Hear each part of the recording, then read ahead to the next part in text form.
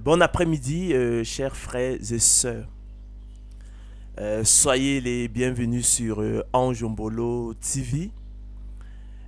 Comme toujours, c'est un réel plaisir pour moi de venir à vous, afin qu'ensemble nous nous rendions aux pieds du Seigneur de gloire Jésus-Christ pour partager le pain de vie, la parole de Dieu, la bonne nouvelle de l'élection de la grâce, la bonne nouvelle, chers frères et sœurs, de la prédestination des élus de Dieu au salut. Je ne me lasse point, chers frères et sœurs, de vous enseigner les mêmes choses. Et comme dirait l'apôtre Paul, pour vous, cela est salutaire. Donc cet après-midi, nous parlerons encore d'élection de la grâce. Nous parlerons de prédestination des élus de Dieu au salut. En l'occurrence, je me propose, dans l'heure qui va suivre, d'effectuer avec vous, chers frères et sœurs téléspectateurs de Anjombolo TV, un voyage au cœur de l'élection de la grâce et de la prédestination, à bord notamment de l'épître précieuse de Paul aux Romains, afin de révéler au peuple de Dieu, de vous révéler, chers frères et sœurs, la bonne nouvelle de la prédestination des élus de Dieu au salut. L'objectif clairement affiché est d'éveiller les consciences de tous ceux qui aiment Dieu sincèrement dans leur cœur sur cette réalité cachée par le diable et ses émissaires sur la terre et dans les églises, afin qu'ils sachent, chers frères et sœurs, les choses excellentes que Dieu leur a données par sa grâce, qu'elles soient pour eux une consolation éternelle et une bonne espérance, qu'ils y trouvent un puissant encouragement pour persévérer dans l'épreuve de la foi. Selon qu'il est écrit, il faut que le laboureur travaille avant de recueillir les fruits. Qu'ils aient la paix avec Dieu, ayant trouvé le repos auprès de Dieu, qu'ils renoncent à l'impiété et aux convoitises mondaines, vivant dans le siècle présent selon la sagesse, la justice et la piété, en attendant la bienheureuse espérance et la manifestation de la gloire du grand Dieu et de notre Sauveur Jésus-Christ, qui s'est donné lui-même en rançon pour nous, afin de nous racheter, chers frères et sœurs, de toute iniquité, et de se faire un peuple qui lui appartienne, purifié par lui et zelé pour les bonnes œuvres. Car, chers frères et sœurs, nous sommes son ouvrage, ayant été créés en Jésus-Christ pour de bonnes œuvres, que Dieu a préparées d'avance afin que nous les pratiquions. L'apôtre Paul l'a rappelé, c'est en espérance que nous sommes sauvés. Espérance comme attente confiante d'un bien qu'on désire. Or, l'espérance qu'on voit, dit-il, n'est plus espérance. Qu'on voit, peut-on l'espérer encore? Mais si nous espérons ce que nous ne voyons pas, nous l'attendons, chers frères et sœurs, avec persévérance.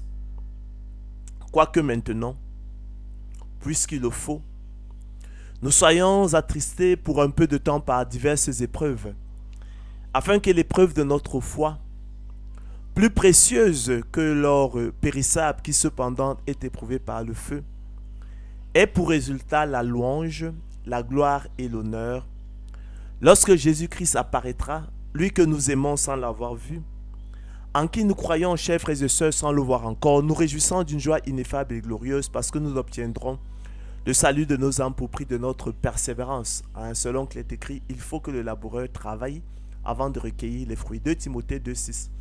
Il faut que le laboureur travaille d'abord avant de recueillir les fruits. Il faut que le laboureur travaille premièrement avant de recueillir les fruits, pour reprendre Darby. Nous désirons, écrit l'auteur de l'épître aux Hébreux, que chacun de vous montre le même zèle pour conserver jusqu'à la fin une pleine espérance, en sorte que vous ne vous relâchiez point et que vous imitiez ceux qui par la foi et la persévérance héritent des promesses. Mes frères, écrit l'apôtre Jacques, que sert-il à quelqu'un de dire qu'il a la foi s'il n'a pas les œuvres? La foi peut-elle le sauver? Une telle foi peut-elle le sauver? Si elle n'a pas les œuvres, écrit-il, elle est morte en elle-même.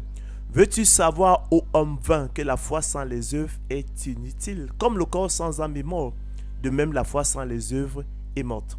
C'est pourquoi, frère, écrit l'apôtre Pierre, Appliquez-vous d'autant plus à affermir votre vocation et votre élection, votre prédestination. Car en faisant cela, vous ne broncherez jamais. C'est ainsi en effet que l'entrée dans le royaume éternel de notre Seigneur et Sauveur Jésus-Christ vous sera pleinement accordée. Ainsi, mes bien-aimés, écrira l'apôtre Paul aux Philippiens, quand vous avez toujours obéi, travaillez à votre salut avec crainte et tremblement. Car c'est Dieu qui produit en vous le vouloir et le faire selon son bon plaisir.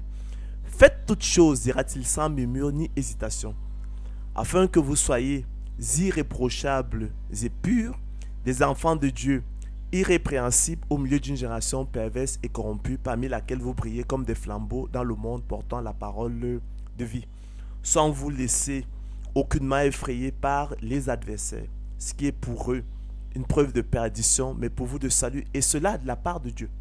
Car vous a été fait la grâce et le privilège par rapport à Christ, non seulement de croire en lui, mais encore de souffrir pour lui, en soutenant le même combat que vous m'avez vous soutenu et que vous apprenez maintenant que je soutiens.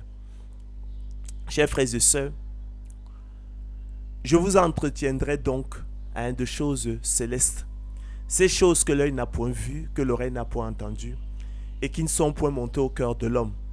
Des choses que Dieu a préparées pour ceux qui l'aiment. Dieu nous les a révélées, chers frères et sœurs, avec puissance, par l'épître de Paul aux Romains, notamment dans son chapitre 9, selon qu'il est écrit. Je dis la vérité en Christ, je ne mens point, ma conscience m'en rend témoignage par le Saint-Esprit. J'éprouve, écrit l'apôtre Paul, une grande tristesse et j'ai dans le cœur un chagrin continuel. Car je voudrais moi-même être anathème et séparé de Christ pour mes frères, mes parents selon la chair, qui sont israélites, à qui appartiennent l'adoption et la gloire, et les alliances, et la loi, et le culte, et les promesses, et les patriarches, et de qui est issu selon la chair le Christ qui est au-dessus de toutes choses, Dieu béni éternellement. Amen. Ce n'est point à dire que la parole de Dieu soit restée sans effet. Car tous ceux qui descendent d'Israël ne sont pas Israël, et pour être les enfants d'Abraham, ils ne sont pas tous sa postérité. Mais il est dit, en Isaac sera nommé pour toi une postérité, c'est-à-dire que ce ne sont pas les enfants de la chair qui sont enfants de Dieu, mais que ce sont les enfants de la promesse qui sont regardés comme la postérité. Voici en effet la parole de la promesse, dit-il. Je reviendrai à cette même époque et Sarah aura un fils. Et de plus, il en fut ainsi de Rebecca qui conçut du seul Isaac, notre père. Car, quoique les enfants ne fussent pas encore nés et qu'ils n'eussent fait ni bien ni mal, afin que le dessein d'élection de Dieu subsistât sans dépendre des œuvres, et par la seule volonté de celui qui appelle, il fut dit à Rebecca, l'aîné sera assujetti au plus jeune. Selon qu'il est écrit, j'ai aimé Jacob et j'ai haï Ésaü. Que dirons-nous donc? Y a-t-il en Dieu de l'injustice? Loin de là. Car il a dit à Moïse, je ferai miséricorde à qui je fais miséricorde et j'aurai compassion de qui j'ai compassion. Ainsi donc, chers frères et sœurs, écrira-t-il, cela ne dépend ni de celui qui veut, ni de celui qui court, mais de Dieu qui fait miséricorde. Car l'Écriture dit à Pharaon, je t'ai suscité à dessein pour montrer en toi ma puissance, afin que mon nom soit publié par toute la terre. Ainsi, il fait miséricorde à qui il veut et l'endurcit qu'il veut. Tu me diras, pourquoi blâme-t-il encore? Car qui est-ce qui résiste à sa volonté? Ô homme, toi plutôt, qui es-tu pour contester avec Dieu? Le vase d'argile dira-t-il à celui qui l'a formé, pourquoi m'as-tu fait ainsi? Le potier n'est-il pas maître de l'argile pour faire avec la même masse un vase d'honneur et un vase d'un usage vil? Et que dire si Dieu, voulant montrer sa colère et faire connaître sa puissance, a supporté avec une grande patience des vases de colère formés pour la perdition? Et s'il a voulu faire connaître la richesse de sa grâce envers des vases de miséricorde qu'il a d'avance préparés pour la gloire, ainsi nous a-t-il appelés, non seulement d'entre les Juifs, mais encore d'entre les païens. Selon qu'il le dit dans Osée, j'appellerai mon peuple, celui qui n'était pas mon peuple, et bien-aimé, celle qui n'était pas la bien-aimée. Et là où on leur disait, vous n'êtes pas mon peuple, ils seront appelés fils du Dieu vivant. Donc la conférence de ce soir, je l'ai donc appelée Voyage au cœur de l'élection de la grâce et de la prédestination. D'accord? À la lumière de l'épître de Paul aux Romains.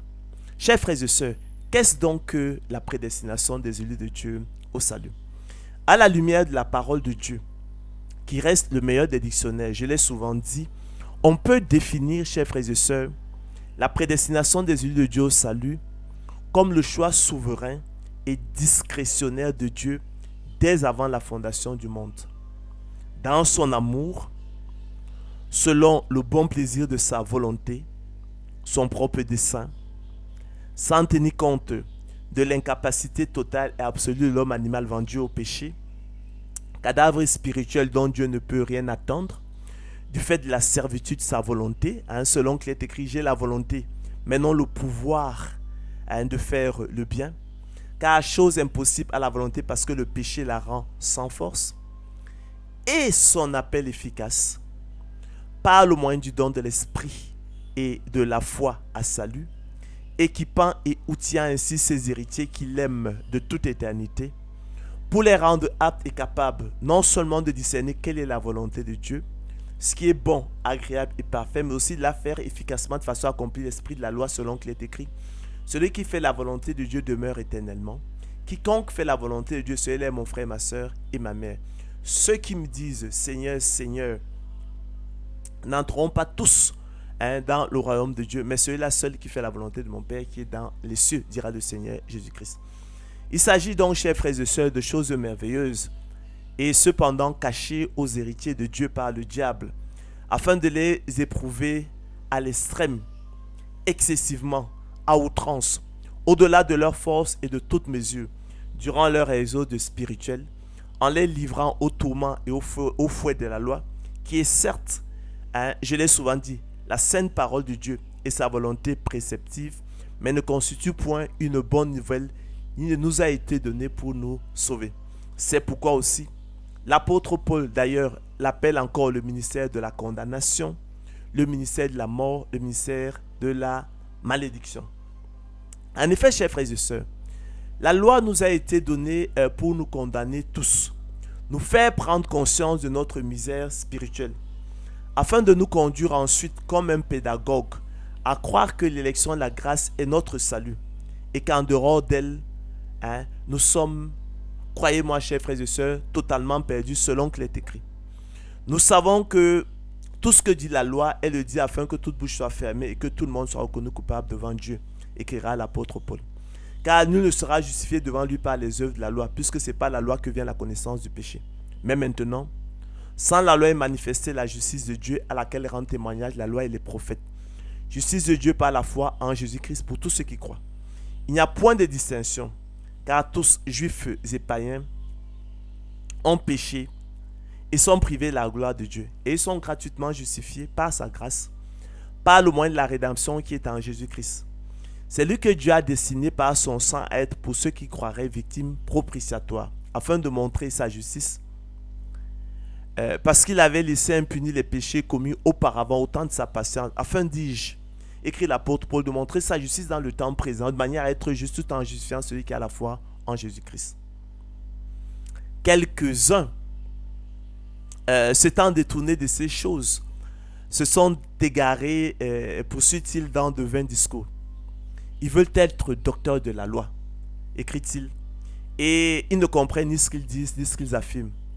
Ils n'ignoreront pas, écrit l'apôtre Paul, que la loi est bonne, pourvu qu'on en fasse un usage légitime, sachant bien que la loi n'est pas faite pour le juste, mais pour les pécheurs et les rebelles, les impies et les méchants, les irréligieux, les profanes, les parricides, les meurtriers, les impudiques, les infâmes, les voleurs d'hommes, les menteurs, les parjures et tout ce qui est contraire à la sainte doctrine conformément à l'évangile de la gloire du Dieu bienheureux, écrira-t-il à Timothée dans la première épître qu'il lui adresse. L'apôtre Paul, chers frères et sœurs, a eu soin de nous révéler les merveilles cachées de l'élection de la grâce et de la prédestination des yeux de Dieu au salut avec puissance dans ses épîtres aux Éphésiens et aux Romains, où le thème prédestination revient explicitement, chers frères et sœurs, par 4 fois, selon qu'il est écrit. Et nous allons commencer par l'épître de Paul aux Éphésiens. D'accord? Selon qu'il est écrit, Dieu nous a élus avant la fondation du monde, Dieu nous a choisis avant la fondation du monde, Dieu nous a aimés avant la fondation du monde, pour que nous soyons saints, irrépréhensibles devant lui, non pas parce que nous étions saints, irrépréhensibles devant lui, mais afin que nous ayons prédestinés, chers frères et sœurs, dans son amour, la prédestination est un acte d'amour, à être ses enfants d'adoption par Jésus-Christ selon le bon plaisir de sa volonté, la prédestination est selon le bon plaisir de la volonté de Dieu, à la louange de la gloire de sa grâce qu'il nous a accordée en son bien-aimé. Nous sommes devenus héritiers, poursuit-il, ayant été prédestinés, suivant la résolution de celui qui opère toutes choses d'après le conseil de sa volonté. Nous savons du reste, écrira-t-il dans son épître aux Romains, que toute chose concourt au bien de ceux qui aiment Dieu, de ceux qui sont appelés selon son dessein, car à ceux qu'il a connus d'avance. Il les a aussi prédestinés à être semblables à l'image de son Fils, afin que son Fils soit le premier-né entre plusieurs frères. Et ceux qu'il a prédestinés, il les a aussi appelés, et ceux qu'il a appelés, il les a aussi justifiés, ceux qu'il a justifiés, il les a aussi glorifiés. Relevons, chers frères et sœurs, sur un tout autre plan, que dans sa première épître, l'apôtre Pierre présente le Seigneur de gloire Jésus-Christ comme un agneau sans défaut et sans tache, prédestiné avant la fondation du monde et manifesté à la fin des temps. À cet égard, il s'adressa aux Juifs en ces termes. Hommes israélites, écoutez ces paroles. Jésus de Nazareth, cet homme à qui Dieu a rendu témoignage devant vous par les miracles, les prodiges et les signes qu'il a opérés par lui au milieu de vous. Comme vous le savez vous-même, cet homme, livré selon le dessein arrêté de Dieu, vous l'avez crucifié, vous l'avez fait mourir par la main des impies. Les disciples assemblés, chers frères et sœurs, téléspectateurs de Ange Mbolo TV, dans la prière, confirment ce témoignage de l'apôtre Pierre, relatif à la prédestination du Seigneur de gloire Jésus-Christ selon qu'il est écrit. En effet, contre ton saint serviteur Jésus que tu as oint, Hérode et Ponce Pilate se sont ligués dans cette ville avec les nations et avec les peuples d'Israël pour faire tout ce que ta main et ton conseil avaient arrêté d'avance. Le Maître et Seigneur de gloire Jésus-Christ lui-même confirma, chers frères et sœurs, sa prédestination dès avant la fondation du monde, sans aucunement décharger ni disculper l'impie pour la faute commise selon qu'il est écrit. Le Fils de l'homme s'en va selon ce qui est déterminé, selon ce qui est prédestiné. Mais malheur à l'homme par qui il est livré. Mieux vaudrait pour cet homme qui ne fût pas né. En cela, chers frères et sœurs, il se fait l'écho du cantique de Moïse, selon qu'il est écrit. Rendez gloire à notre Dieu, il est le rocher, ses œuvres sont parfaites, car toutes ses voies sont justes. C'est un Dieu fidèle et sans iniquité. Il est juste et droit. Celles se sont corrompues, à lui n'est point la faute. La honte est à ses enfants, race fausse et perverse.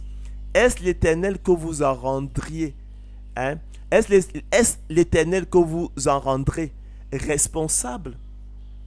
Peuple insensé et dépourvu de sagesse, semblable à des brutes qui s'abandonnent à leur penchant naturel et qui sont nées pour être prises et détruites, ils périront par leur propre corruption, recevant ainsi le salaire de leur iniquité, dira l'apôtre Pierre.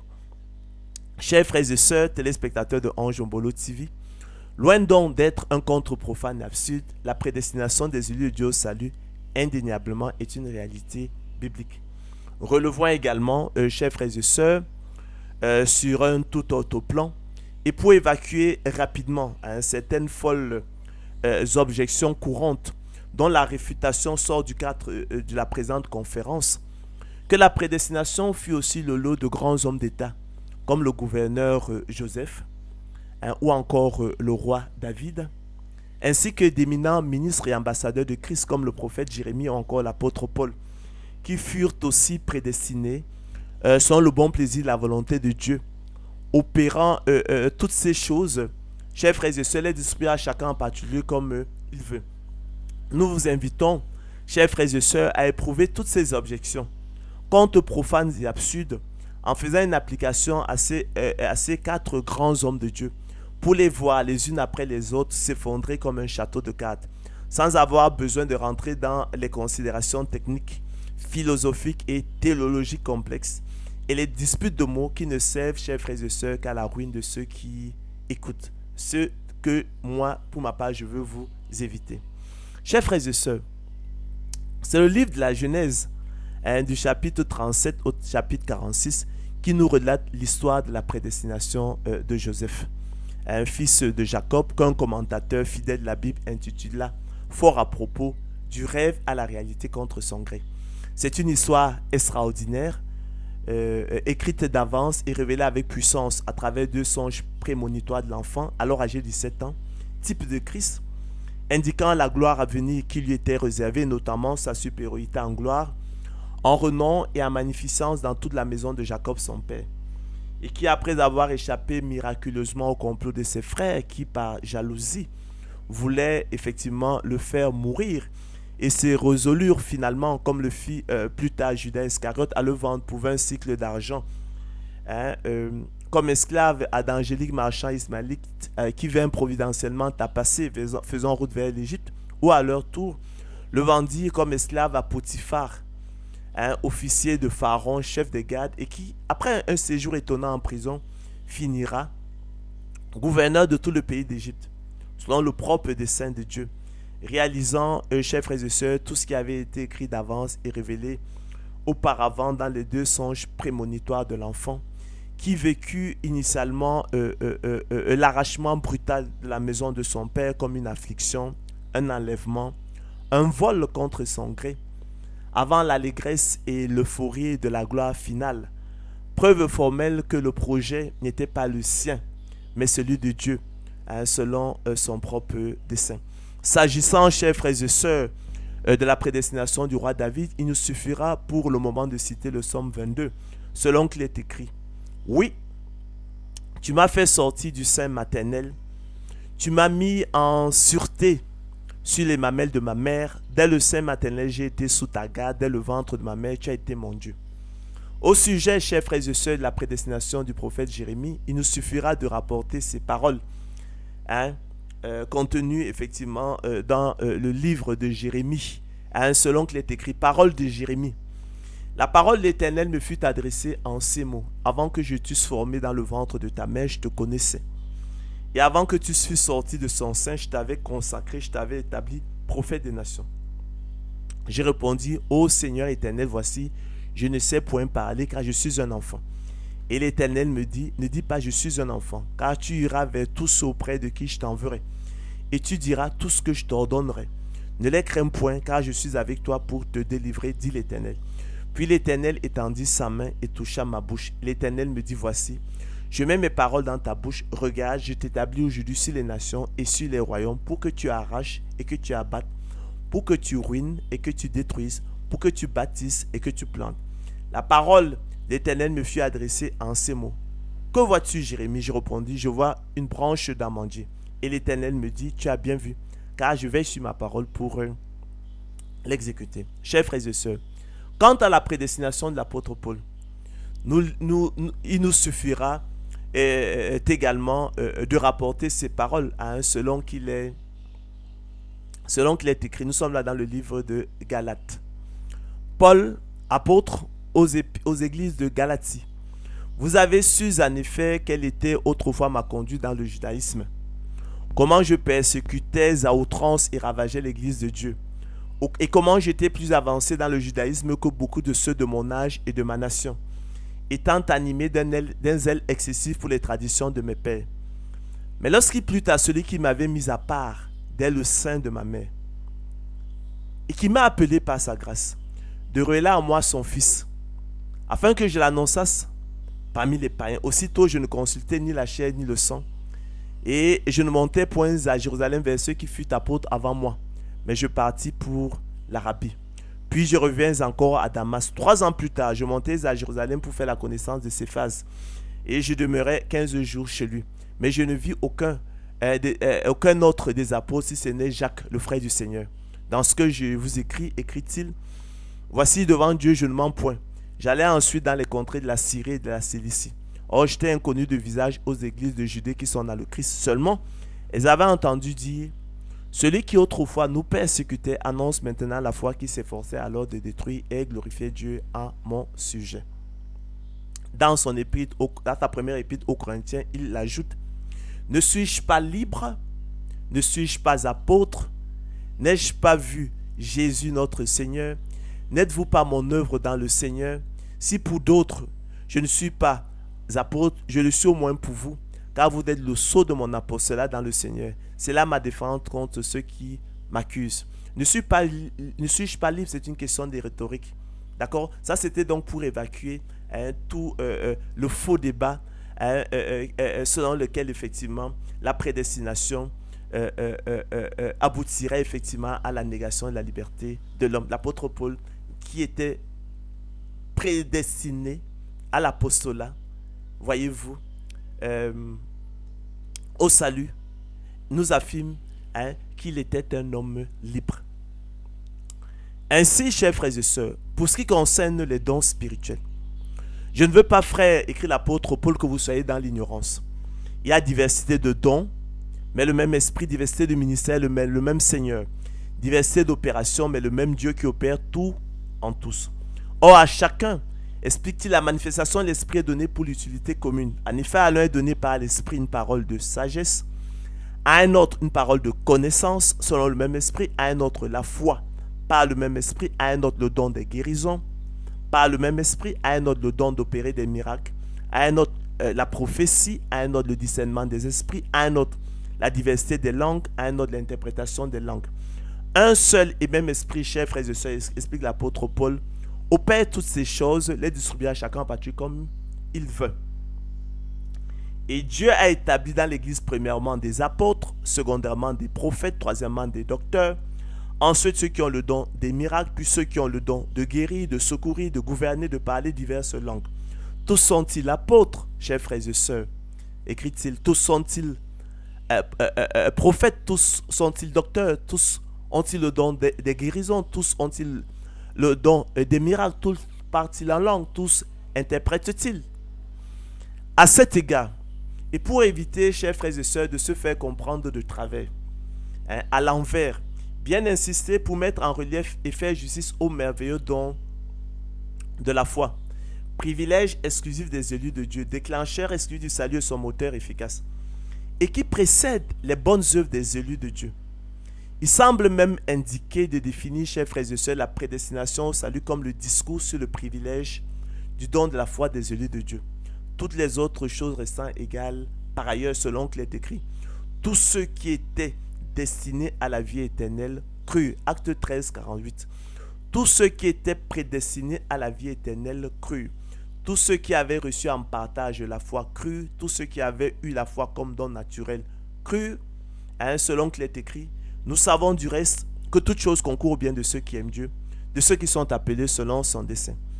Car ceux qu'il a connus d'avance, ceux qu'il a aimés d'avance, ceux qu'il a choisis d'avance, ceux qu'il a élus d'avance, il les a aussi prédestinés à être semblables à l'image de son Fils, afin que son Fils soit le premier-né entre plusieurs frères. Et ceux qu'il a prédestinés, il les a aussi appelés par le moyen du don de l'esprit, du don de la foi.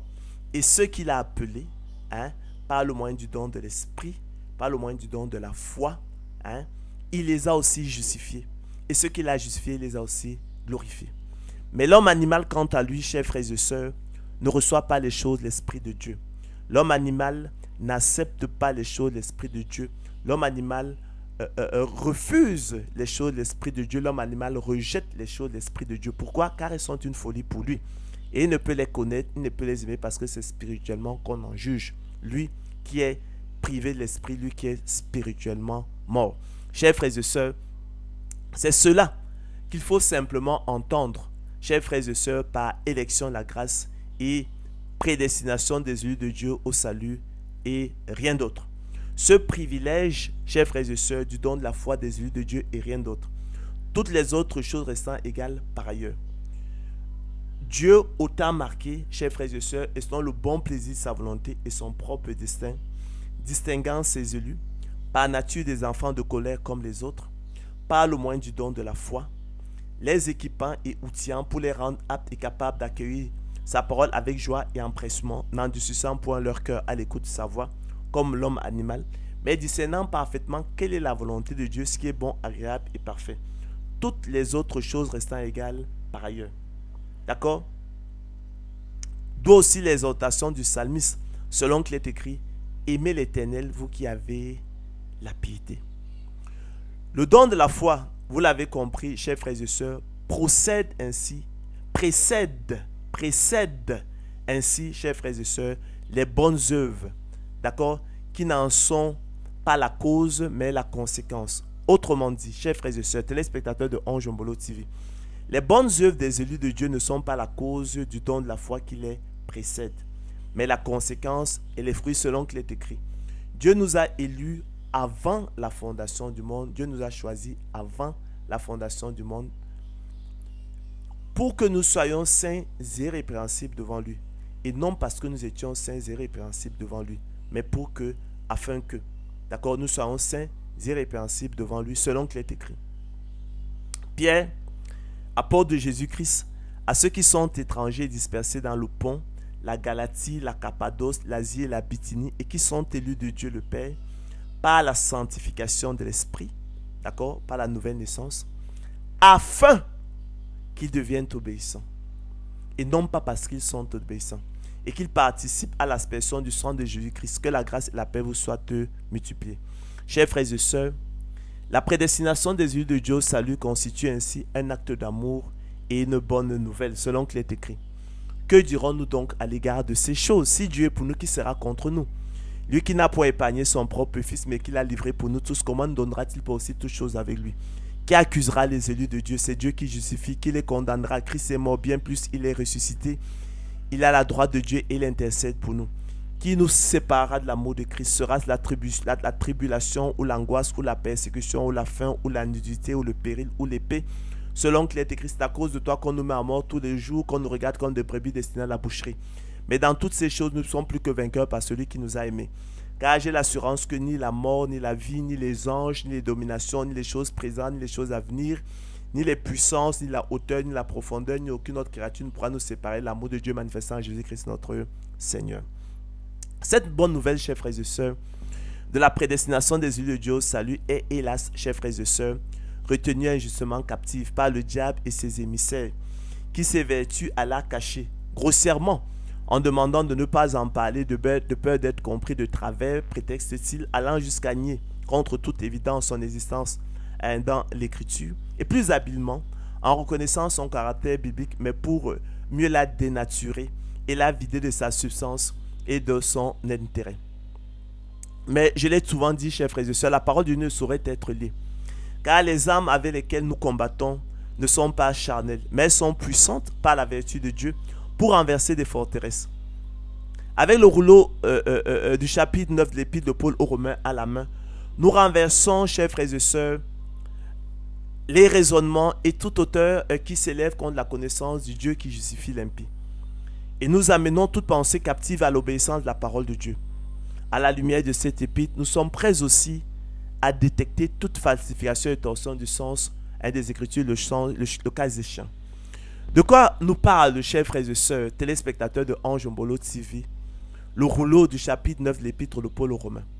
Ce rouleau nous présente, chers frères et sœurs, les voies incompréhensibles et insondables de Dieu en matière de salut, à travers l'élection d'Isaac et de Jacob et la réprobation d'Ismaël et d'Ésaü, comme type d'élection du peuple de Dieu, encore connu sous le vocable d'élection de la grâce. Valable, chers frères et sœurs, aussi bien pour les Juifs que pour les païens, aussi bien dans le temps présent que dans le temps passé, selon qu'il est écrit. De même aussi, dans le temps présent, il y a un reste, selon l'élection de la grâce, dira l'apôtre Paul dans Romains 11, 5. Ainsi nous a-t-il appelés, de la sorte nous a-t-il appelés, non seulement d'entre les Juifs, mais encore d'entre les païens, dira-t-il en Romains 9, 24. Ce rouleau nous présente, chers frères et sœurs, le plan de miséricorde du Dieu qui justifie l'impie, du Dieu qui impute la justice sans les œuvres, du Dieu qui pardonne les iniquités et couvre les péchés, du Dieu qui n'impute pas à l'homme son péché. Il s'agit, chers frères et sœurs, du plan de salut de l'homme. Cela est formellement attesté par la mention des enfants de Dieu, comme nous l'avons vu, des enfants de la promesse, du peuple de Dieu, des fils du Dieu vivant et des bien-aimés. Il s'agit d'un acte d'amour, d'un plan de miséricorde et non de condamnation, d'un choix souverain et discrétionnaire de Dieu, selon le bon plaisir de sa volonté, son propre dessein, sans aucune considération de quelque capacité humaine, ou plutôt en raison précisément de l'absolue incapacité de l'homme animal.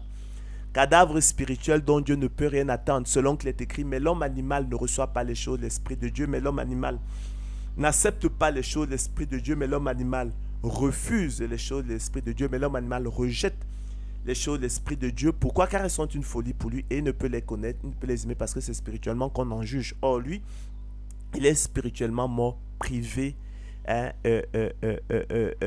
du Saint-Esprit, privé de l'Esprit, du don de l'Esprit. Son esprit est mort-né. Il s'agit, chers frères et sœurs, d'un plan de miséricorde divine qui ne regarde point aux œuvres de justice, hors de portée de l'homme animal, dont toute la justice est pire qu'un vêtement souillé. Il s'agit d'un plan de miséricorde qui ne regarde pas à la foi de l'homme animal, qui ne peut sauver, car plus naine que celle des démons. Vous vous souvenez effectivement des propos de l'apôtre Jacques, selon qu'il est écrit. Tu crois qu'il y a un seul Dieu, tu fais bien, les démons le croient aussi, ils en tremblent. Et le démoniaque qui dit à Jésus de Nazareth, qu'y a-t-il entre nous et toi, Jésus de Nazareth? Tu es venu pour nous séduire. Je sais qui tu es, le Saint de Dieu. Mais tous ces démons-là, tous ces démons qui croient en Dieu, leur foi ne peut les sauver. D'accord? Et vous connaissez aussi l'histoire de cette femme qui était animée d'un esprit de python, et qui s'écriait derrière Paul.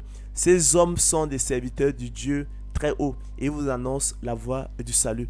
Pour autant, effectivement, ils finiront tous en enfer. Il s'agit, chers frères et sœurs, d'un plan de miséricorde qui ne regarde pas aux mérites imaginaires de l'homme.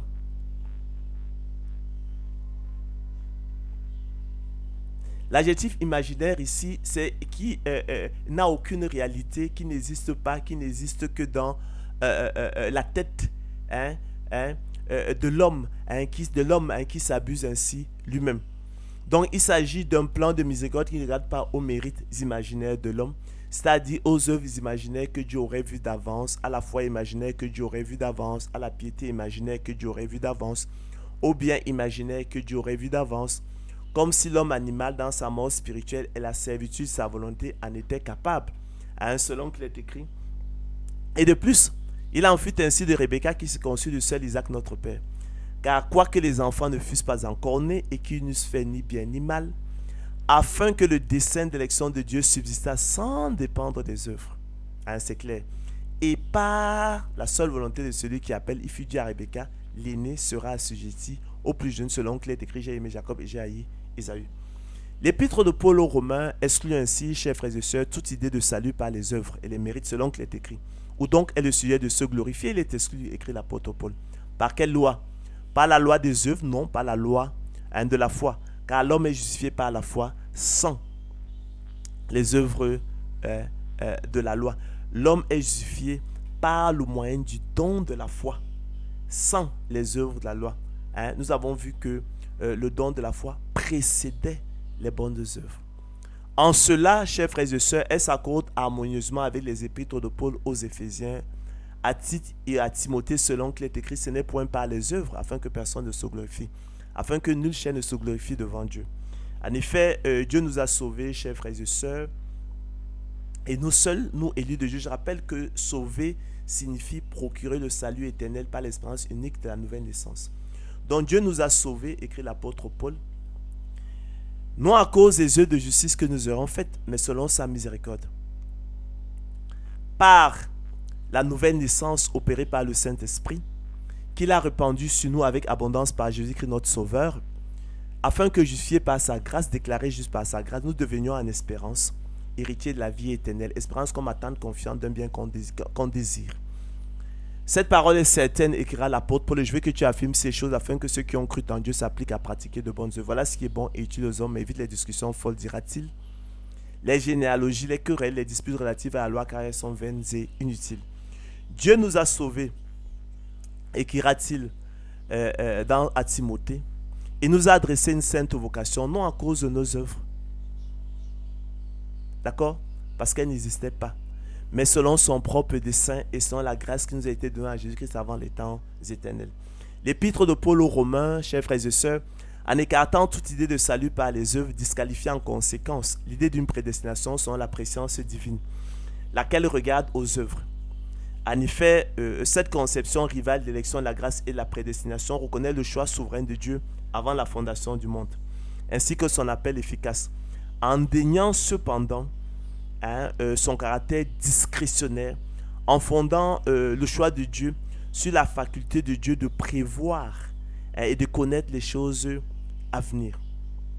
Selon cette conception rivale de la prédestination, Dieu aurait vu d'avance les bonnes œuvres, le bien, la foi et la piété de Jacob, et les mauvaises œuvres, le mal et l'impiété d'Ésaü, qui ont guidé et fondé son choix objectif et impartial. Il s'agit clairement d'un salut par les œuvres. Chers frères et sœurs, vous ne l'a pas échappé, en contradiction flagrante avec les Écritures, et d'une falsification et torsion du sens des Écritures selon qu'il est écrit. Quoique les enfants ne fussent pas encore nés et qu'ils n'eussent fait ni bien ni mal, afin que le dessein d'élection de Dieu subsistât sans dépendre des œuvres, les œuvres sont exclues, et par la seule volonté de celui qui appelle, il fut dit à Rebecca, l'aîné sera assujetti au plus jeune.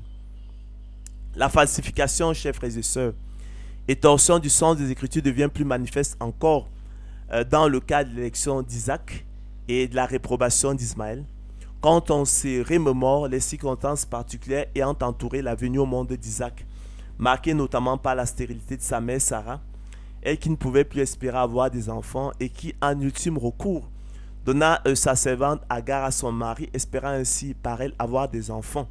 Son âge avancé, 90 ans, elle n'était plus, vous le savez, en état d'avoir des enfants. La réserve de ses parents face à la promesse inconditionnelle de l'Éternel Dieu, Abraham tomba sur sa face, vous le savez, il rit et dit à Dieu, « Oh, qu'Ismaël vive devant ta face. » Sarah de même rit en elle-même.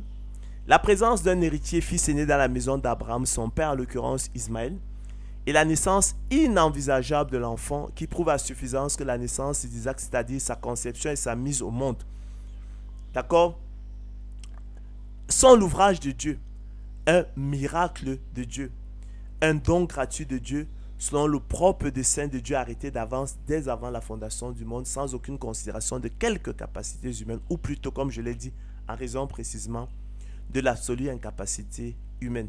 Isaac est donc tout entier l'œuvre de Dieu, né non du sang, ni de la volonté de la chair, ni de la volonté de l'homme, mais de Dieu. Car il est écrit, chers frères et sœurs, qu'Abraham eut 2 fils, écrit l'apôtre Paul dans son épître aux Galates. Un de la femme esclave et un de la femme libre. Mais celui de l'esclave naquit selon la chair et celui de la femme libre naquit en vertu de la promesse. Ces choses, explique-t-il, sont allégoriques car ces femmes sont 2 alliances. L'une du mont Sinaï enfantant pour la servitude, c'est Agar, car Agar c'est le mont Sinaï en Arabie. Et elle correspond, dit-il, à la Jérusalem actuelle qui est dans la servitude avec ses enfants. Mais la Jérusalem d'en haut est libre, c'est notre mère. Car il est écrit, réjouis-toi stérile, toi qui n'enfantes point. Éclate et pousse des cris, toi qui n'as pas éprouvé les douleurs de l'enfantement. Car les enfants de la délaissée seront plus nombreux que les enfants de celui qui était marié. Pour vous, frères, écrit-il, comme Isaac, vous êtes enfants de la promesse inconditionnelle. Et de même qu'alors, celui qui était né selon la chair persécutait celui qui était né selon l'esprit. Ainsi en est-il encore maintenant. Mais que dit l'Écriture? Chasse l'esclave et son fils, car le fils de l'esclave n'héritera pas avec le fils de la femme libre. C'est pourquoi, frères, nous ne sommes pas enfants de l'esclave, mais de la femme libre. Car tous ceux qui descendent d'Israël ne sont pas Israël, explique l'apôtre Paul. Et pour être les enfants d'Abraham, ils ne sont pas tous sa postérité. Mais il dit, en Isaac sera nommé pour toi une postérité, c'est-à-dire que ce ne sont pas les enfants de la chair qui sont enfants de Dieu, mais que ce sont les enfants de la promesse qui sont regardés comme la postérité. Voici en effet la parole de la promesse. Je reviendrai à cette même époque et Sarah aura un fils. C'est pourquoi aussi, chers frères et sœurs, téléspectateurs de Anjombolo TV, dans son épître aux Éphésiens, l'apôtre Paul pouvait-il souligner que ce n'est point par les œuvres, car c'est par grâce que vous êtes sauvés. Or, si c'est par grâce, explique-t-il, ce n'est plus par les œuvres. Autrement, la grâce n'est plus une grâce. Et si c'est par les œuvres, ce n'est plus une grâce. Autrement, l'œuvre n'est plus une œuvre. La suite, chers frères et sœurs, du chapitre 9 de l'épître de Paul aux Romains, selon qu'il est écrit, Que dirons-nous donc? Y a-t-il en Dieu de l'injustice? Achève la disqualification, si besoin en était encore, de l'idée d'une prédestination selon la préscience divine, laquelle regarde objectivement et impartialement aux œuvres et ne saurait en conséquence appeler et convoquer un tel questionnement. En effet, chers frères et sœurs, rendu à cette étape de son argumentaire, et en ouvrant logiquement et naturellement la querelle de l'injustice du Dieu arbitraire, qui ne regarde point aux œuvres des hommes pour faire ses choix, qui ne considère pas leur mérite, qui ne tient compte ni du bien ni du mal pour se déterminer. L'apôtre Paul écarte de facto l'idée d'une prédestination selon la préscience divine, laquelle regarde objectivement et impartialement, comme nous l'avons vu, aux œuvres, et ne saurait à ce titre donner lieu à contestation, polémique ou querelle.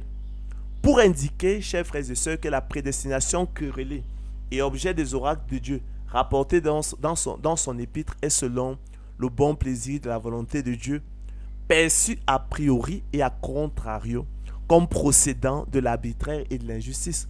En effet, chers frères et sœurs, la préscience divine, attribut divin, digne de louange, vertueux, qui mérite l'approbation, honorable, estimable, impartial, objectif, honnête, juste, pur, aimable, vrai, incontestable et incontesté, objet notamment de la prophétie biblique et attesté par l'accomplissement prophétique, et qu'est la connaissance infaillible que Dieu a de l'avenir du monde, de l'humanité, de toutes choses, là dans le moindre détail. La faculté qu'a Dieu de prévoir et de connaître les choses à venir ne pourrait t'appeler et convoquer une telle querelle, Dieu étant exempt de tout reproche, car regardant, nous l'avons dit, objectivement et impartialement aux choses à venir. En conséquence, si la question de l'injustice des voies de Dieu dans le salut se pose à ce niveau de l'argumentaire de l'apôtre Paul, nous en déduisons logiquement que c'est précisément parce que Dieu, dans cette occurrence, est accusé d'agir non selon sa préscience impartiale, objective et louable, mais plutôt de façon arbitraire, sans regarder ni tenir compte des œuvres, sans regarder ni tenir compte des mérites, sans regarder ni tenir compte du bien, sans regarder ni tenir compte du mal, mais selon le bon plaisir de sa volonté, arbitrairement. C'est dit que la prédestination au sens de l'apôtre Paul est selon le bon plaisir, chers frères et sœurs, de la volonté de Dieu. Cette déduction faite, y a-t-il de l'injustice en Dieu? Loin de là. Répond l'apôtre Paul, car rappelle-t-il, l'élection de la grâce n'est pas un plan de condamnation, mais bien plutôt un plan de miséricorde, selon qu'il est écrit. Car il dit à Moïse, je ferai miséricorde à qui je fais miséricorde, et j'aurai compassion de qui j'ai compassion. Je fais grâce à qui je fais grâce, et miséricorde à qui je fais miséricorde. Or, chers frères et sœurs, vous le savez, nous l'avons souvent dit, la miséricorde n'est pas un droit, et personne en conséquence ne saurait l'exiger. Il y aurait injustice de la part de Dieu si Dieu avait dit, je condamnerai qui je condamnerai. Car en cette occurrence, il y aurait risque de condamner même l'innocent. En effet, chers frères et sœurs, l'injustice, vous le savez, fondamentalement, consiste à condamner l'innocent ou à lui faire tort. L'Éternel est un Dieu juste, qui ne condamne point l'innocent ni ne lui fait tort. En effet, il n'est nulle part écrit dans la parole de Dieu, je condamnerai qui je condamnerai. Mais il est plutôt écrit, il dit à Moïse, je ferai miséricorde à qui je fais miséricorde, et j'aurai compassion de qui j'ai compassion. Je fais grâce à qui je fais grâce, et miséricorde à qui je fais miséricorde. Comme le juste, bon et compatissant maître de la vigne, dans la parabole des ouvriers loués à différentes heures, l'Éternel ici fait simplement de son bien, chers frères et sœurs, ce qu'il veut, sans condamner ni l'innocent ni lui faire tort. En l'occurrence, chers frères et sœurs, téléspectateurs de Ange Mbolo TV, il distribue gratuitement les tickets d'entrée dans son royaume à ceux qui n'y ont pas droit au regard de leur vie d'impiété et d'iniquité, sans condamner ni l'innocent ni lui faire tort, selon qu'il est écrit. Mon ami, je ne te fais pas tort. Prends ce qui te revient et va-t'en. Ne m'est-il pas permis de faire de mon bien ce que je veux, ou vois-tu d'un mauvais que je sois bon? Chers frères et sœurs, téléspectateurs de Ange Mbolo TV, plutôt que de l'injustice, il faudrait donc au contraire souligner la bonté de Dieu et son amour ineffable envers ses élus, ainsi que la méchanceté de l'homme animal qui voit d'un mauvais œil que Dieu soit bon. Dans sa conception singulière de la justice, déformée par sa propre injustice, l'homme animal aurait préféré que tous périrent également, c'est-à-dire de la même manière, dans l'état ardent de feu et de soufre. Comme l'élection de la grâce ne lui profite pas personnellement, il aurait préféré dans sa méchanceté qu'elle ne profite à personne du tout. Chers frères et sœurs, pour mieux illustrer cette vérité de la justice de Dieu dans l'élection de la grâce, il nous suffira de convoquer l'analogie avec les pourboires donnés à titre de gratification à des serviteurs à des serveurs dans les cafés, restaurants, hôtels, taxis, etc. Le client, vous convenez avec moi, est libre d'en donner à l'un et de ne pas en donner à l'autre, qui ne serait pas injuste pour autant. Il est libre d'en donner et même de ne pas en donner, qui ne serait pas juste pour autant. Le pourboire n'est pas un droit, chers frères et sœurs, et nous ne saurions l'exiger. Ainsi, nous dirons que l'élection de la grâce est semblable au pourboire. Elle obéit aux mêmes règles et principes que les pourboires. L'élection de la grâce est pourboire. Nous évoluons, chers frères et sœurs, sur des plans différents de celui de la justice et de l'injustice. C'est celui du bon plaisir. C'est celui, chers frères et sœurs, du choix discrétionnaire du client et de Dieu. L'adjectif discrétionnaire signifie qu'il confère à quelqu'un la libre décision. D'accord? Lorsqu'on parle donc du choix discrétionnaire de Dieu, c'est un choix qui confère à Dieu la libre décision. D'accord? Ainsi donc, dira l'apôtre Paul, cela ne dépend ni de celui qui veut, ni de celui qui court, mais de Dieu qui fait miséricorde. Car l'Écriture dit à Pharaon, je t'ai suscité à dessein pour montrer en toi ma puissance et afin que mon nom soit publié par toute la terre. Ainsi, il fait miséricorde à qui il veut et il endurcit qu'il veut. Il fait miséricorde à qui il veut et il abandonne qui il veut dans sa mort spirituelle.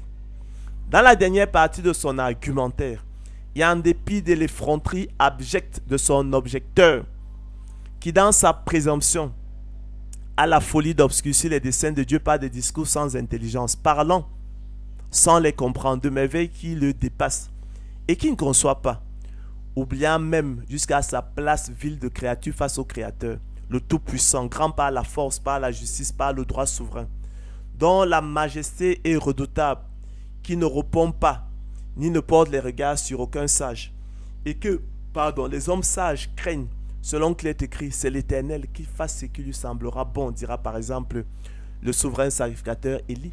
L'apôtre Paul n'essaye pas, par quelque artifice et note de propre justice, d'arrondir les angles et d'édulier son message si humiliant pour la présomption de l'esprit humain, comme pour plaire aux hommes, comme s'il désirait leur faveur et non celle de Dieu, et rendre ainsi les voies de Dieu en matière d'élection de la grâce plus compatible, acceptable et recevable pour la vanité du corps humain présomptueux.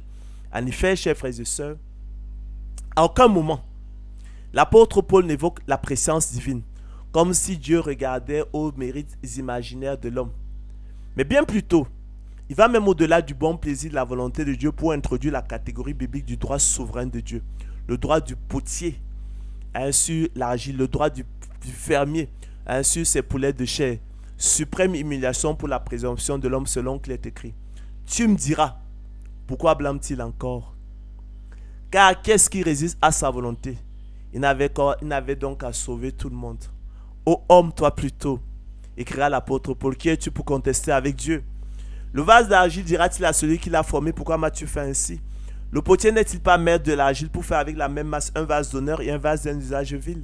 Et que dire si Dieu, voulant montrer sa colère et faire connaître sa puissance, a supporté avec une grande patience des vases de colère formés pour la perdition?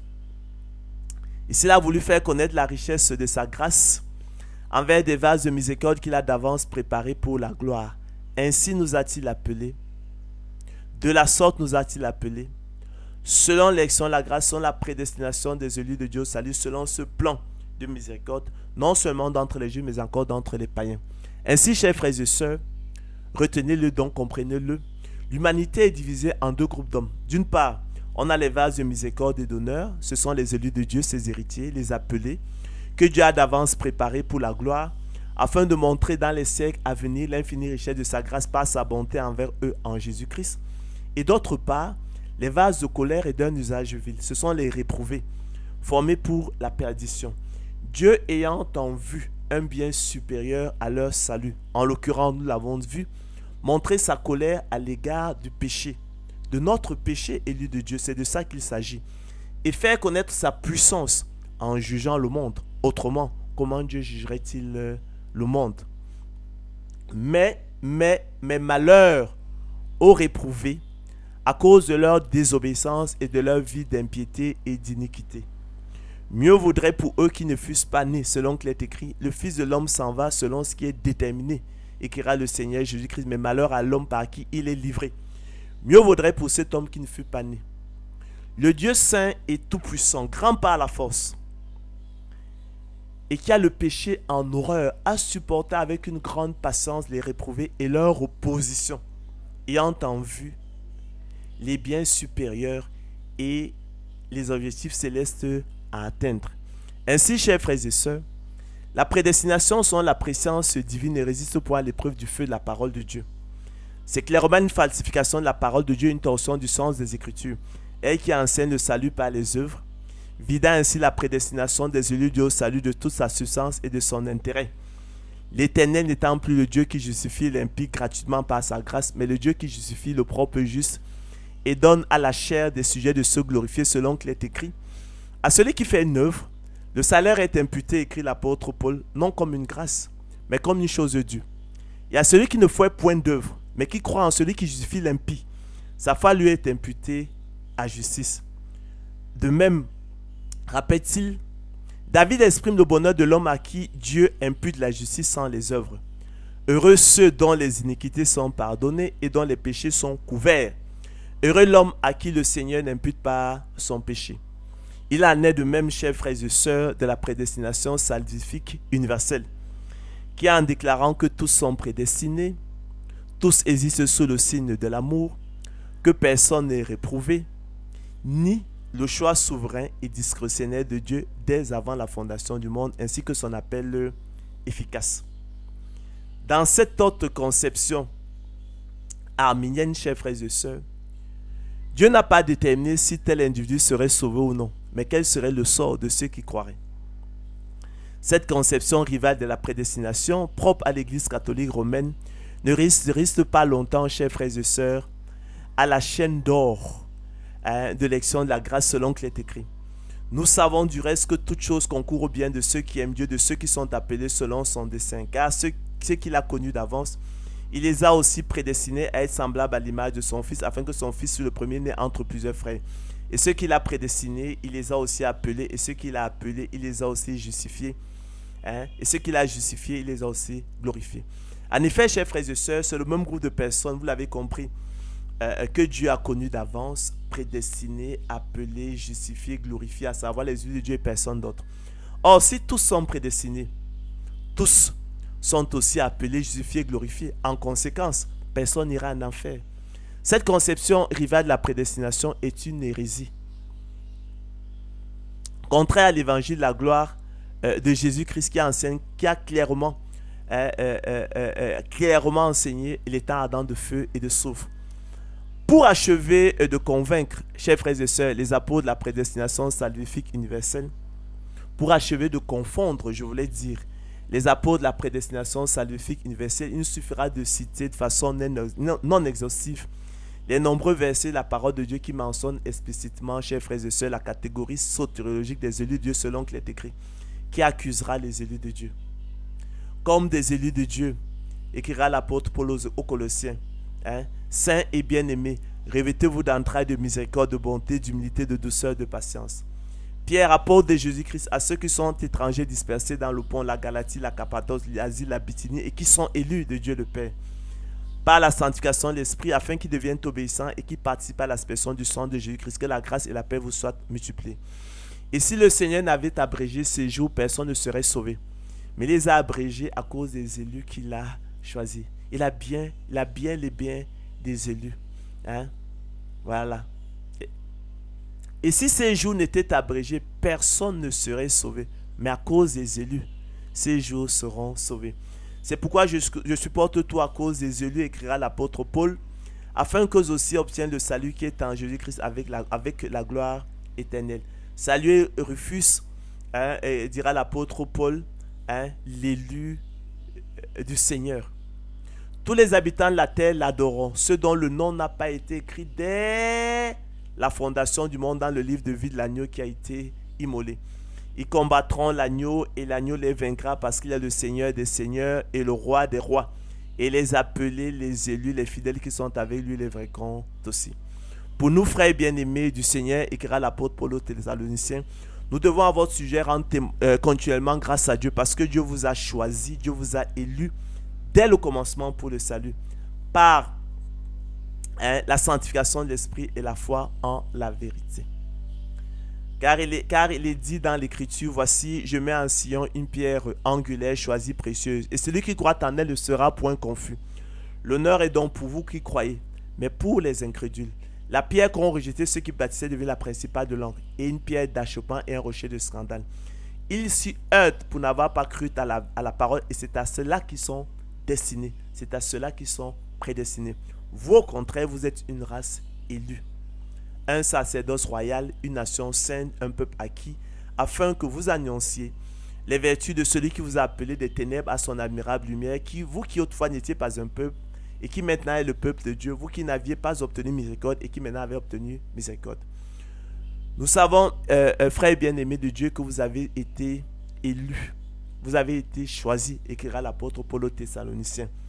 Notre évangile ne vous ayant pas été prêché en parole seulement, comme dans le cas de l'appel général et externe, mais avec puissance, avec l'Esprit Saint, avec une pleine persuasion. C'est ce qu'on appelle l'appel interne particulier efficace de Dieu. Et ils osent dire qu'il n'y a pas d'élu.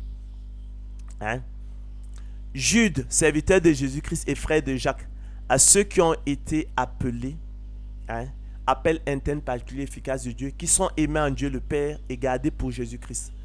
Que la miséricorde, la paix et la charité vous soient multipliées. Simon Pierre, serviteur apôtre de Jésus-Christ, à ceux qui ont reçu en partage une foi du même prix que la nôtre. Recevoir en partage, savoir comme don naturel. Par la justice de notre Dieu, du Sauveur, Jésus-Christ, la paix, la paix, et que la grâce et la paix vous soient multipliées pour la connaissance de Dieu et de Jésus-Christ, notre Sauveur. Paul, serviteur de Dieu, apôtre de Jésus-Christ, pour la foi des élus de Dieu et la connaissance de la vérité qui est selon la piété. L'ancien acquérit l'élu. Il y a ses enfants que j'aime dans la vérité, ça c'est Jean. Les enfants de ta sœur, l'élu te salue. Et on dit qu'il n'y a pas d'élu. Et de plus, il en fut ainsi de Rebecca. Vous connaissez ce passage. Qui conçut du seul Isaac notre père. Car quoique les enfants ne fussent pas encore nés et qu'ils n'eussent fait ni bien ni mal, afin que le dessein d'élection de Dieu subsistât sans dépendre des œuvres et par la seule volonté de celui qui appelle, il fut dit à Rebecca, l'aîné sera assujetti au plus jeune selon qu'il est écrit, j'ai aimé Jacob et j'ai haï Ésaü. J'ai élu Jacob, j'ai choisi Jacob, j'ai réprouvé, j'ai rejeté Ésaü. Il y a bien des élus, il y a bien des reprouvés. Jésus leva les yeux au ciel et dit, Père, l'heure est venue, glorifie ton Fils afin que ton Fils te glorifie, selon que tu lui as donné pouvoir sur toute chair, afin qu'il accorde la vie à tous ceux que tu lui as donnés. C'est pour eux que je prie, je ne prie pas pour le monde. Dira le Seigneur Jésus, mais pour ceux que tu m'as donnés parce qu'ils sont à toi. D'accord? Il parle des élus. Ce n'est pas pour eux seulement que je prie, mais encore pour tous ceux qui croiront en moi, par leur parole. Vous voyez que Jésus prend ses distances avec le monde. De quoi parle-t-on? Jésus dit encore, je suis le bon berger. Le bon berger donne sa vie pour ses brebis, c'est-à-dire ses élus. Je suis le bon berger, je connais mes brebis et elles me connaissent. Comme le Père me connaît et comme je connais le Père, je donne ma vie pour mes brebis et pour mes brebis seulement. J'ai encore d'autres brebis, dit-il, qui ne sont pas de cette bergerie. Celles-là, il faut que je les amène, elles entendront ma voix. Il y aura un seul troupeau, un seul berger. Paul se rendit à Corinthe. Le Seigneur dit à Paul en vision pendant la nuit, ne crains point, mais parle et ne t'étais point, car je suis avec toi et personne ne mettra la main sur toi pour te faire du mal. Parle, car j'ai un peuple nombreux dans cette ville. Il avait beaucoup d'élus dans la ville. il y demeura 1 an, 6 mois, enseignant parmi les Corinthiens la parole de Dieu. Je dis donc, Dieu a-t-il rejeté son peuple? Loin de là, écrit l'apôtre Paul. Car moi aussi, je suis israélite de la postérité d'Abraham, de la tribu de Benjamin. Dieu n'a point rejeté son peuple qu'il a connu d'avance, qu'il a aimé d'avance, qu'il a choisi d'avance. Ne savez-vous pas ce que l'Écriture rapporte d'Élie? Comment il adresse à Dieu cette plainte contre Israël? Seigneur, ils ont tué tes prophètes, ils ont renversé tes autels. Je suis resté moi seul et cherche à m'ôter la vie. Mais quelle réponse Dieu lui fit-il? Je me suis réservé 7000 hommes qui n'ont point fléchi le genou devant Baal. Donc, j'ai mis à part 7000 hommes. Contrairement à ce que tu crois, tu n'es pas seul. Il y a 7000 hommes autour de toi. Comme toi, ils n'ont point fléchi le genou devant Baal, ils ne fléchiront point le genou devant Baal.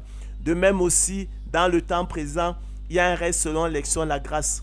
Or, si c'est par grâce, ce n'est plus par les œuvres. Autrement, la grâce n'est plus une grâce. Et si c'est par les œuvres, ce n'est plus une grâce. Autrement, l'œuvre n'est plus une œuvre. Quoi donc? Ce qu'Israël cherche, il ne l'a point obtenu, mais l'élection l'a obtenu. La prédestination l'a obtenu. En ce qui concerne l'élection, ils sont ennemis à cause de vous. Mais en ce qui concerne l'évangile, ils sont ennemis à cause de vous. Mais en ce qui concerne l'élection, ils sont aimés à cause de leur Père. Ils ne sauraient en être autrement. Eux qui sont ennemis de l'évangile. Donc ils ne sont pas aimés à cause d'eux-mêmes, à cause de leur Père. Car Dieu ne se répand pas de ses dons et de son appel. Et tous ceux qui étaient destinés à la vie éternelle crurent. Si quelqu'un, chers frères et sœurs, a des oreilles, qu'il entende. Tous, dira le Seigneur Jésus-Christ, ne comprennent pas cette parole, mais seulement ceux à qui cela est donné.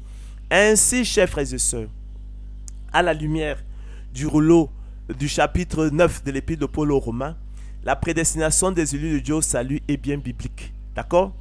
Elle n'est ni salvifique universelle, elle n'est ni selon la préscience divine, mais elle est selon, le bon plaisir, la volonté de Dieu selon qu'il est écrit. Dieu nous a élus avant la fondation du monde, Dieu nous a choisis avant la fondation du monde, écrira l'apôtre Paul aux Éphésiens, pour que nous soyons saints et irrépréhensibles devant lui. D'accord? Non pas parce que nous étions saints et irrépréhensibles devant lui, mais pour que nous soyons saints et irrépréhensibles devant lui. Nous ayant prédestinés dans son amour à être ses enfants d'adoption par Jésus-Christ selon le bon plaisir de sa volonté, à la louange de la gloire de sa grâce qu'il nous accordait en son bien-aimé. Cette parole est certaine, écrira l'apôtre Paul à Tite, et je veux que tu affirmes ces choses afin que ceux qui ont cru en Dieu s'appliquent à pratiquer de bonnes œuvres. Voilà ce qui est bon et utile aux hommes.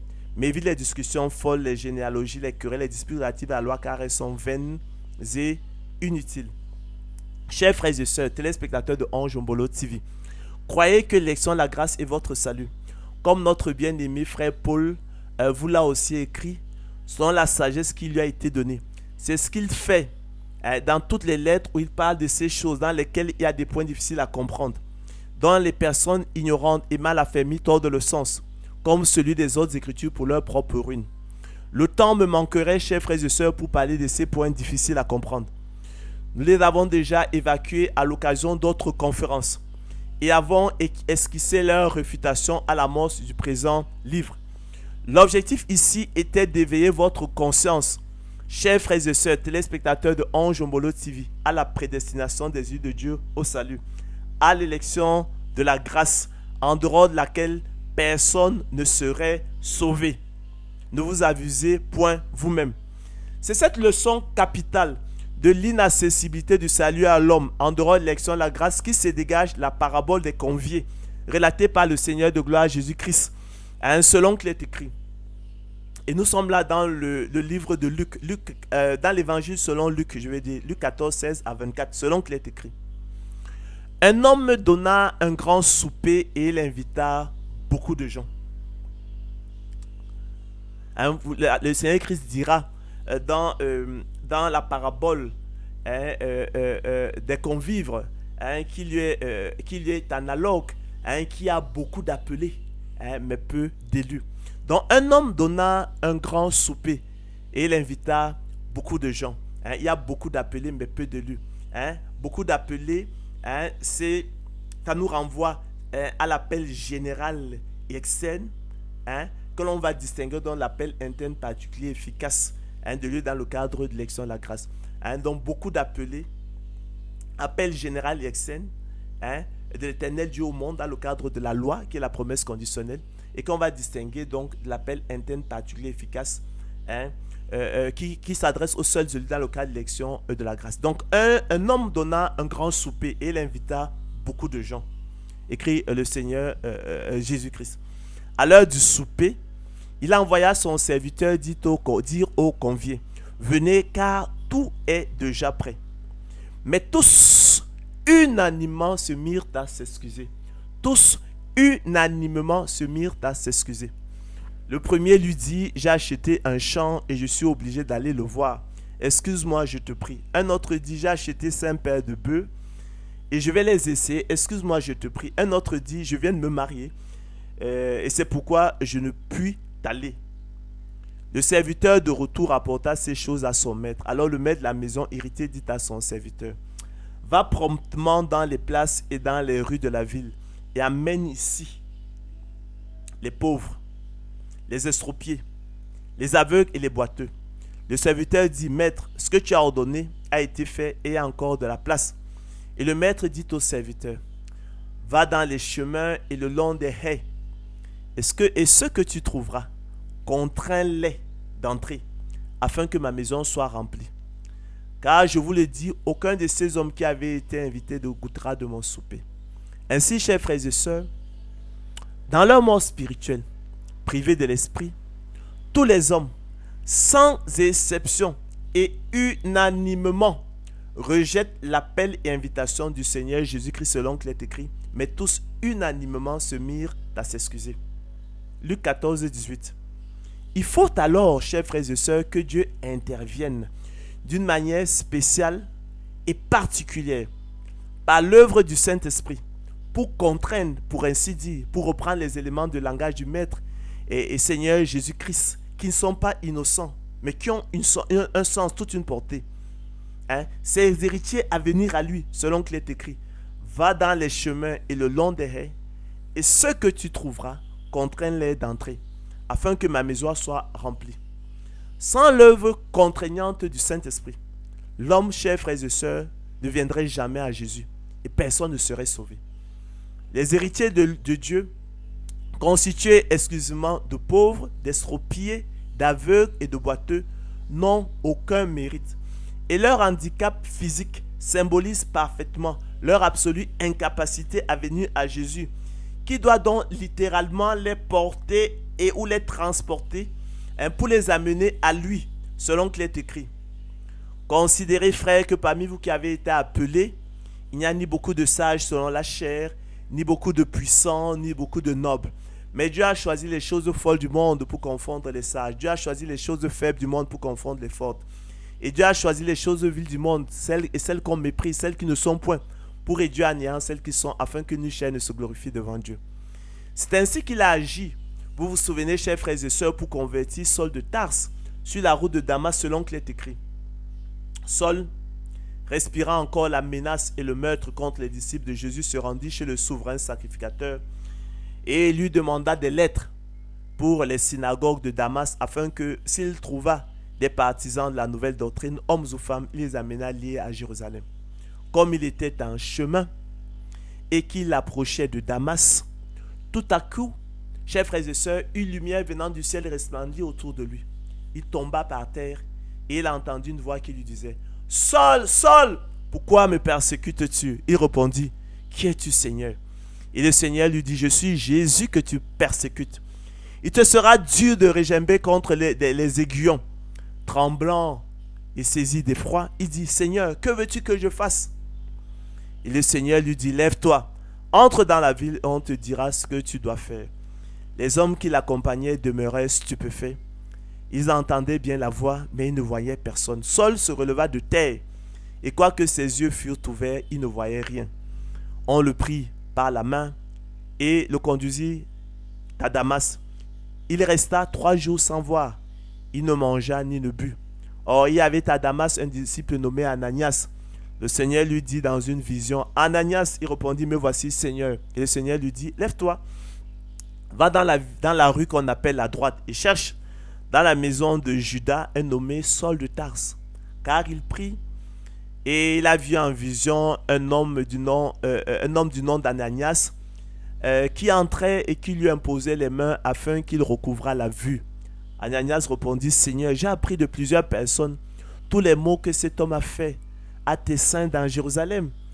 Et il a ici des pouvoirs de la part des principaux sacrificateurs pour lier tous ceux qui invoquent ton nom. Mais le Seigneur lui dit, va, car cet homme est un instrument que j'ai choisi pour porter mon nom devant les nations, devant les rois et devant les fils d'Israël. Et je lui montrerai tout ce qu'il doit souffrir pour mon nom. Ananias sortit et lorsqu'il fut arrivé dans la maison, il imposa les mains à Saul en disant, Saul, mon frère, le Seigneur Jésus qui t'est apparu sur le chemin par lequel tu venais m'a envoyé pour que tu recouvres la vue et que tu sois rempli du Saint-Esprit. Au même instant, il tomba de ses yeux comme des écailles et il recouvra la vue. Il se leva et, chers frères et sœurs, fut baptisé. Et après qu'il eut pris de la nourriture, les forces lui revinrent. Saul resta quelques jours avec les disciples qui étaient à Damas et aussitôt il prêcha dans les synagogues que Jésus était le Fils de Dieu. Tous ceux qui l'entendaient étaient dans l'étonnement et disaient, n'est-ce pas celui qui persécutait à Jérusalem ceux qui invoquent ce nom? Et n'est-il pas venu ici pour les amener liés devant les principaux sacrificateurs? Cependant, chers frères et sœurs, rapporte Luc dans le livre des Actes des Apôtres, Saul se fortifiait de plus en plus et confondait les Juifs qui habitaient à Damas, démontrant que Jésus était le Christ. Vous voyez comment Dieu, le Seigneur Jésus-Christ, par ce traitement-là, nous dirons contraint à venir à lui. C'est de ça qu'il s'agit. Appel interne particulier efficace de l'Éternel Dieu par le don de l'Esprit, le don de la nouvelle naissance, le don de la foi. C'est ce dont il est question. C'est de la même manière qu'il a agi dans la vie de Lydie, selon qu'il est écrit. Le jour du sabbat, nous nous rendîmes, écrit l'apôtre Paul, hors de la porte vers une rivière où nous pensions que se trouvait un lieu de prière. Nous nous assîmes et nous parlâmes aux femmes qui étaient réunies. L'une d'elles, nommée Lydie, marchande de pourpre de la ville de Thyatire, était une femme craignant Dieu et elle écoutait. Le Seigneur lui ouvrit le cœur pour qu'elle fût attentive à ce que disait Paul. Lorsqu'elle eut été baptisée avec sa famille, elle nous fit cette demande. Si vous me jugez fidèle au Seigneur, entrez dans ma maison et demeurez-y. Et elle nous pressa par ses instances. C'est ainsi, chers frères et sœurs, que le Seigneur Jésus-Christ agit dans la vie de tous ses héritiers pour les amener à lui. Sans cette action contraignante du Saint-Esprit, sans cette attraction du Saint-Esprit,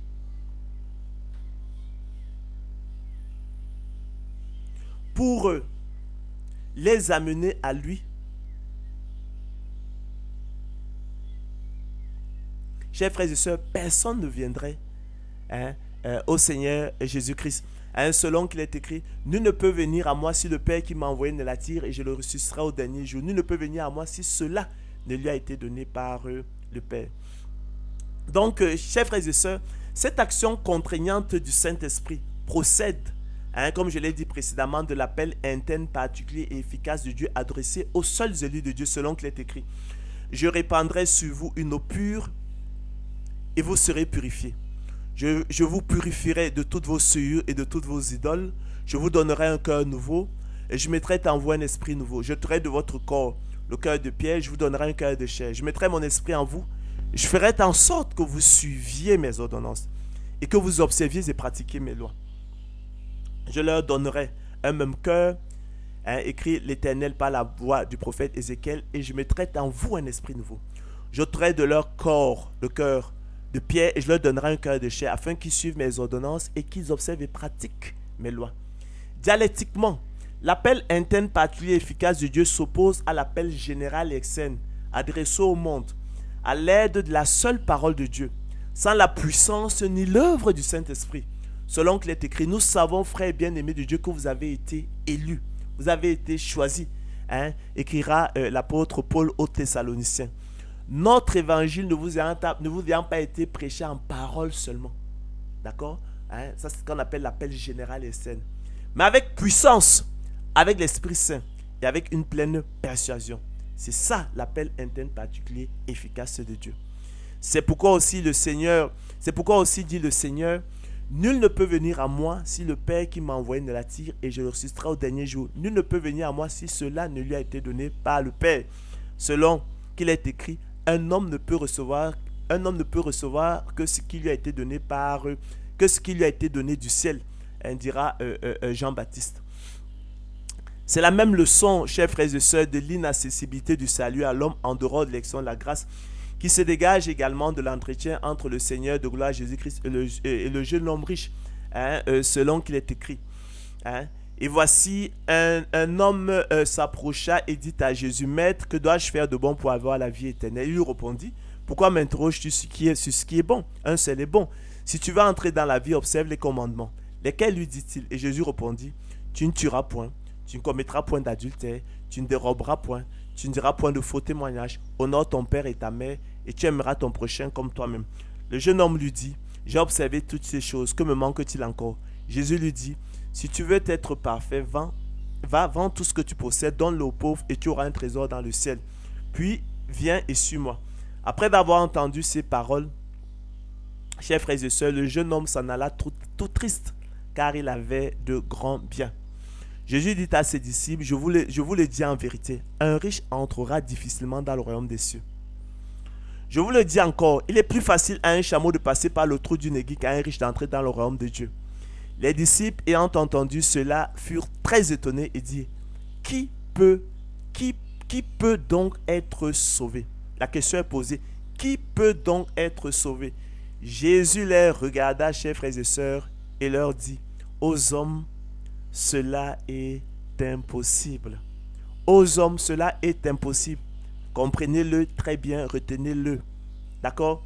Mais à Dieu, tout est possible. Aux hommes, cela est impossible à cause du péché qui habite en eux. D'accord? Selon qu'il est écrit, j'ai la volonté, maintenant le pouvoir de faire le bien. Car chose impossible à la volonté parce que le péché la rend sans force. Les disciples furent encore plus étonnés et se dirent les uns aux autres, et qui peut être sauvé? La question est posée. Jésus les regarda et dit, cela est impossible aux hommes, que cela soit clair. Mais non à Dieu, car tout est possible à Dieu. Ceux qui l'écoutaient dirent, et qui peut être sauvé? Jésus répondit, ce qui est impossible aux hommes est possible à Dieu.